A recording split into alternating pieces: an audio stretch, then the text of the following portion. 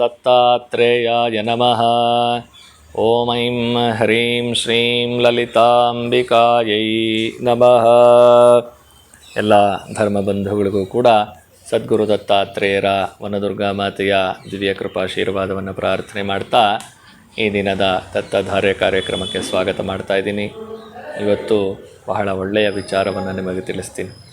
ಸಾಕಷ್ಟು ಜನ ನಾವು ಕೊಟ್ಟ ಹಣ ವಾಪಸ್ ಬರಬೇಕಾದ್ರೆ ಏನು ಮಾಡಬೇಕು, ನಮಗೆ ಸಾಲ ತೀರಬೇಕಾದ್ರೆ ಏನು ಮಾಡಬೇಕು, ಈ ರೀತಿ ಅದರಲ್ಲಿ ಈ ಸರ್ಕಾರಿ ಕೆಲಸಗಳನ್ನು ಮಾಡಿ ಬಿಲ್ ಪಾಸಾಗ್ದಿರ ಎಷ್ಟೋ ಜನ ತುಂಬ ಒದ್ದಾಡ್ತಾ ಇರೋರಿದ್ದಾರೆ. ಇನ್ನು ರೈತಾಪಿ ವರ್ಗದವರು ಕೂಡ ಕಾರ್ಯ ಯಾವ ರೀತಿ ನಾವು ಕೃಷಿ ಮಾಡಬೇಕು, ಒಳ್ಳೆ ಬೆಳೆ ಬರ್ತಾ ಇದೆ, ಅದಕ್ಕೆ ಹಣ ಒದಗ್ತಾ ಇಲ್ಲ, ಏನು ಮಾಡಬೇಕು, ಈ ರೀತಿಯೆಲ್ಲ ಸಾಕಷ್ಟು ಜನ ಆತಂಕಕ್ಕೆ ಒಳಗಾಗಿರ್ತೀರಿ.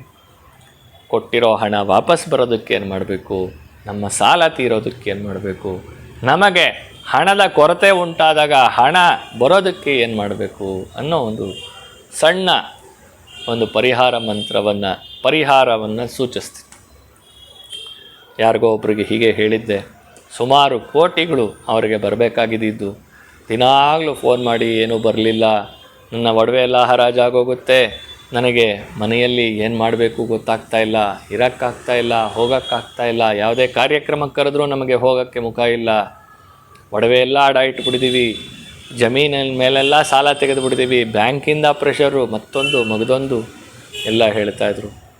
ಅವರಿಗೆ ಒಂದು ಪರಿಹಾರವನ್ನು ಹೇಳಿದ್ದೆ, ಅದರಿಂದ ಅವ್ರಿಗೆ ಅನುಕೂಲ ಆಗಿದೆ, ನನಗೂ ಕೂಡ ನನ್ನ ಸ್ವಂತ ಅನುಭವ ಕೂಡ ಅದಾಗಿದೆ. ಅಂತಹ ಒಂದು ಒಳ್ಳೆಯ ಪರಿಹಾರವನ್ನು ಇವತ್ತು ನಾನು ನಿಮಗೆ ತಿಳಿಸ್ತೀನಿ. ಋಣ ರೋಗ ದಾರಿದ್ರ್ಯಗಳನ್ನು ಹರಣ ಮಾಡತಕ್ಕಂಥವರು ಲಕ್ಷ್ಮೀ ನರಸಿಂಹಸ್ವಾಮಿ.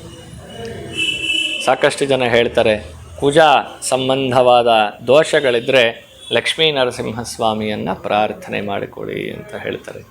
ಹಾಗೆ ನೀವು ಕೂಡ ಯಾರು ಈ ರೀತಿ ಸಾಲದ ಬಾಧೆಯಲ್ಲಿ ಸಿಕ್ಕಾಕೊಂಡಿರ್ಬೋದು, ಅಥವಾ ಹಣ ಕೊಟ್ಟು ಅವ್ರನ್ನ ಎಷ್ಟು ಕೇಳಿದ್ರೂ ಅವ್ರು ವಾಪಸ್ ಕೊಡ್ತಾ ಇಲ್ಲ, ಅವ್ರ ಮೇಲೆ ಲೀಗಲ್ ಆ್ಯಕ್ಷನ್ ತೊಗೊಳ್ತೀನಿ, ಮಗದೊಂದು ಅವ್ರಿಗೆ ಫೈಟಿಂಗ್ ಮಾಡ್ತೀನಿ, ಈ ರೀತಿಯಾದ ಭಾವನೆಗಳಿಗೆ ಹೋಗಬೇಡಿ.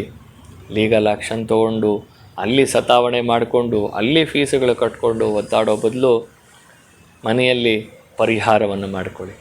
ಹೇಗೆ ಪರಿಹಾರವನ್ನು ಮಾಡಬೇಕು? ಮೊದಲನೇದಾಗಿ ನಾನು ಹೇಳಿದ್ದೆ, ಬಿಳಿ ಸಾಸಿವೆ ನೀರು ಹಾಕಕ್ಕೆ ಶುರು ಮಾಡಿ ಅಂತ ಹೇಳಿದ್ದೆ. ಮನೆ ಬಾಗಿಲಲ್ಲಿ ಪ್ರಾತಃ ಕಾಲ ಕಸ ಗುಡಿಸಿ ಮನೆ ಮುಂದೆ ನೀರು ಹಾಕಿದ ಮೇಲೆ ವಾಸ್ಕಾಲ್ ಮುಂದ್ಗಡೆ ಒಂದು ಸಣ್ಣ ಲೋಟದಲ್ಲಿ ನೀರು ಹಾಕಿ ಒಂದು 8-10 ಕಾಳು ಬಿಳಿ ಸಾಸಿವೆಯನ್ನು ಹಾಕಿ ಮನೆ ಬಾಗಿಲಲ್ಲಿ ಹಾಕಿ ಅಂತ ಹೇಳಿದ್ದೆ. ಆ ಬಿಳಿ ಸಾಸಿವೆಯಿಂದ ನೀವು ಮಲಗೋ ಕೋಣೆವರೆಗೂ ಮನೆ ಬಾಗಿಲಿನಿಂದ ಓಂ ಶ್ರೀ ಮಹಾಲಕ್ಷ್ಮೀ ನಮಃ, ಅಮ್ಮ ನಮ್ಮ ಮನೆಗೆ ಬಂದು ನೆಲೆಸು, ನಮ್ಮನ್ನು ಉದ್ಧಾರ ಮಾಡು, ನಾವು ಮಾಡಿರೋ ಅಪರಾಧವನ್ನು ಕ್ಷಮಿಸು ಅಂತ ಬಿಳಿ ಸಾಸಿವೆಯನ್ನು ಮನೆ ಬಾಗಿಲಿನಿಂದ ಉದುರಿಸ್ಕೊಂಡು ಸಣ್ಣದಾಗಿ ಹಾಕ್ಕೊಂಡು ನೀವೆಲ್ಲಿ ಕ್ಯಾಶ್ ಇಡ್ತೀರೋ ಆ ಕ್ಯಾಶ್ ಬಾಕ್ಸ್ಗೆ ಒಂದು ಸ್ವಲ್ಪ ಬಿಳಿ ಸಾಸಿವೆಯನ್ನು ಹಾಕಿ ಅಂತ ಕೂಡ ಹೇಳಿದ್ದು. ಇನ್ನೂ ಬಹಳ ಮುಖ್ಯವಾಗಿ ಲಕ್ಷ್ಮೀ ನರಸಿಂಹಸ್ವಾಮಿಯನ್ನು ಪ್ರಾರ್ಥನೆ ಮಾಡಿಕೊಳ್ಳಿ. 108 1 ರೂಪಾಯಿ ನಾಣ್ಯಗಳು, ನಿಮ್ಮ ಮನೆಯಲ್ಲಿರುವಂತಹ ಯಾವುದಾದ್ರೂ ಒಂದು ಸಣ್ಣ ತುಂಡು ಬಂಗಾರ, ಮೂಗುತಿಯೋ ವಾಲೆಯೋ ಯಾವುದಾದ್ರೂ ಒಂದು ಸಣ್ಣ 1 ಮಿಲಿ 2 ಮಿಲಿ ಅಂತಹ ಸಣ್ಣ ಬಂಗಾರ, ಆ ಬಂಗಾರದ ಜೊತೆಯಲ್ಲಿ ಒಂದು 108 ನಾಣ್ಯಗಳನ್ನು ಅರಿಶಿಣದ ನೀರಲ್ಲಿ ತೊಳೆದು ಒಂದು ಬಿಳಿ ಬಟ್ಟೆಯನ್ನು ಕೂಡ ಅರಿಶಿಣದ ನೀರಲ್ಲಿ ನೆನೆಸಿ ಆ ಬಟ್ಟೆ ಒಳಗಡೆ ಈ 108 ನಾಣ್ಯಗಳ ಸಹಿತವಾಗಿ ಒಂದು ಬಂಗಾರದ ವಸ್ತು ಏನಾದರೂ ಆಗಲಿ ಒಂದು ಸಣ್ಣ ಬಂಗಾರದ ತುಂಡನ್ನು ಇಟ್ಟು ಗಂಟೆ ಕಟ್ಟಿ ಪ್ರಾರ್ಥನೆ ಮಾಡಿಕೊಳ್ಳಿ. ಯಾವ ಜನ್ಮದಲ್ಲಿ ಯಾವ ಸಂದರ್ಭದಲ್ಲಿ ನಾವು ಮಹಾಲಕ್ಷ್ಮಿಗೆ ಅವಮಾನ ಮಾಡಿದ್ವೋ ನಮಗೆ ಗೊತ್ತಿಲ್ಲ. ನಮ್ಮ ಜೀವನದಲ್ಲಿ ಅನೇಕ ವಿಧವಾದ ಬಾಧೆಗಳನ್ನು ಅನುಭವಿಸಿ ಸಾಕಾಗೋಗಿದೆ. ಸಹಾಯ ಮಾಡೋಕ್ಕೆ ಹೋದರೆ ಸಹಾಯ ಮಾಡಿದವರೇ ನಮ್ಮ ತಲೆ ಮೇಲೆ ಬೀಳ್ತಾ ಇದ್ದಾರೆ. ಇನ್ನು ನಾವು ಯಾವುದಾದ್ರೂ ಪ್ರಯತ್ನ ಮಾಡಿದ್ರೆ ಆ ಪ್ರಯತ್ನಕ್ಕೆ ಯಶಸ್ಸು ಸಿಗ್ತಾ ಇಲ್ಲ. ಈ ರೀತಿಯೆಲ್ಲ ಬಾಧೆಗಳಾಗ್ತಾ ಇದೆ. ಈ ಬಾಧೆಯನ್ನು ನಿವಾರಣೆ ಮಾಡಿ ನಮ್ಮನ್ನು ಉದ್ಧಾರ ಮಾಡು ಅಂತ ಹೇಳಿ ಆ ಲಕ್ಷ್ಮೀ ನರಸಿಂಹಸ್ವಾಮಿಗೆ ಆ 108 ನಾಣ್ಯಗಳನ್ನು ಕಟ್ಟಿಟ್ಟು ಪ್ರಾರ್ಥನೆಯನ್ನು ಮಾಡಿಕೊಡಿ. ಆಮೇಲೆ ಏನು ಮಾಡಬೇಕು ಅಂತ ಇವಾಗಲೇ ಪ್ರಶ್ನೆ ಮಾಡಬೇಡಿ. ಅದಾಗಲಿ, ನೀವು ಅದನ್ನು ಇಟ್ಟು ನಿಮಗೆ ಪರಿಹಾರ ಆಗಿದೆ, ಪರಿಹಾರ ಸಿಗ್ತಾ ಇದೆ ಅಂದಾಗ ದತ್ತನ ಸನ್ನಿಧಿಗೆ ಬನ್ನಿ, ಅದನ್ನು ಏನು ಮಾಡಬೇಕು ಅನ್ನೋದನ್ನು ಹೇಳ್ಕೊಡ್ತೀನಿ.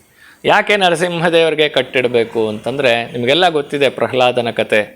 ಪ್ರಹ್ಲಾದನಿಗೆ ಸ್ವಂತ ತಂದೆಯಿಂದಲೇ ವಿಪರೀತವಾದ ಬಾಧೆಗಳು ಪ್ರಾರಂಭ ಆಯಿತು. ಕಡೆಗೆ ಹೆತ್ತ ತಾಯಿಯಿಂದ ವಿಷವನ್ನು ಕುಡಿಸುವಂತಹ ಪ್ರಯೋಗ ಕೂಡ ಆಯಿತು. ಯಾವುದಕ್ಕೂ ಅಂಜಲಿಲ್ಲ, ಅಳಕಲಿಲ್ಲ.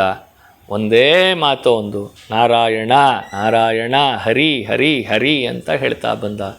ಕಡೆಗೆ ಅವನನ್ನು ಕಾಪಾಡೋದಕ್ಕೆ ಸ್ತಂಭದಿಂದ ಉದ್ಭವ ಆಗಿರತಕ್ಕಂತಹ ದೈವ ನರಸಿಂಹ.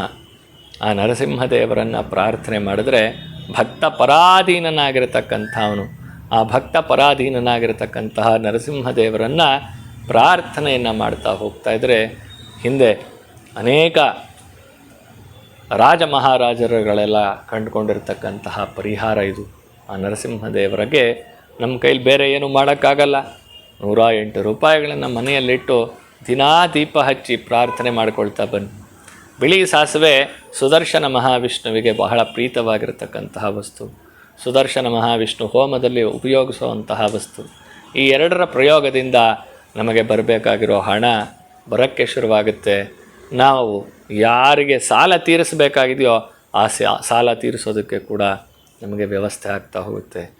ಬಹಳ ಮುಖ್ಯವಾಗಿ ಹೇಳ್ತಾ ಇದ್ದೀನಿ, ನಮ್ಮ ಜೀವನದಲ್ಲಿ ಯಶಸ್ಸನ್ನು ನಾವು ಕಾಣ್ಕೋಬೇಕಾದ್ರೆ ಸೂರ್ಯೋದಯಕ್ಕೆ ಮುಂಚೆ ಎದ್ದು ಶುಚಿರ್ಭೂತರಾಗೋದು ಮೊದಲನೇ ಕೆಲಸ. ಅದಾದ ಮೇಲೆ ನಾನು ಹೇಳ್ತಾ ಇರುವಂತಹ ಪರಿಹಾರಗಳನ್ನು ಮಾಡಿ ಬದಲಾವಣೆಗಳನ್ನು ನೀವೇ ನೋಡಿ ಅಂತ ತಿಳಿಸ್ತಾ ಇವತ್ತಿನ ಕಾರ್ಯಕ್ರಮಕ್ಕೆ ಮಂಗಳ ಹಾಡ್ತಾ ಇದ್ದೀನಿ. ಓಂ ಶಾಂತಿ ಶಾಂತಿ ಶಾಂತಿ. ಸದ್ಗುರು ದಿವ್ಯಚರಣಾರವಿಂದಾರ್ಪಣಮಸ್ತು.